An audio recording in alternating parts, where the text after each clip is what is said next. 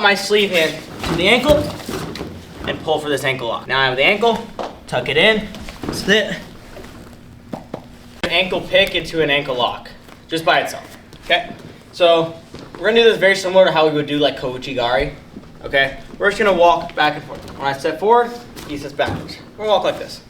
Here, when I step back, I'm gonna drop my sleeve hand to the ankle and pull for this ankle lock. Here, now I have the ankle, tuck it in, sit, and get the ankle lock there. Okay, now I'm gonna go into more detail.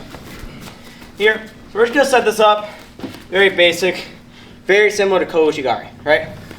We're just doing this little dance right here. I'm gonna pull this sleeve, and when I step back, I'm gonna drop my hand to his ankle. Here, I get low, I drop, I pull on this, and I push right here. Drop him down to the mat. Here, elbow up, I chicken wing. Here, tuck my forearm in, under his Achilles tendon. Okay, I don't want to be high on his calf. I want to be right under his Achilles tendon. Okay, I can grab my own hand or grab my kurka. Either way.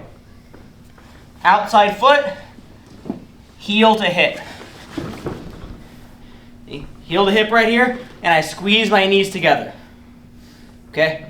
Now I want to turn my chest down to the mat. It's hard to arch back from here because my elbow is stuck on the mat. So I need to clear it by keeping my elbow tucked to my ribs and turning my chest down to the mat. See, that's already getting a tap. But I'm turning my chest down to the mat. That's getting a tap. I'll loosen up so I can show a little bit more. Here, I turn my chest on the mat. Now I'm arching back. Okay? That's the sequence. You can get the tap earlier on in the sequence, but try to get through the whole sequence. Okay? Just like right there, if you have it real tight, it can happen earlier. But you still want to turn your chest on the mat. That can create the tap, or the arching back once you turn down can create the tap. Okay? But if you're right here, you also don't have anywhere to arch because you're stuck on the mat. Okay? Their foot's right there and it's blocking you, and you can't really arch and hyperextend their foot. Because what you're doing, let me see your foot. What you're doing is you're hyperextending their foot, right? These are the tendons and stuff you're trying to go after. You're hyperextending the foot, okay? Does everyone understand, or do we need to see it again?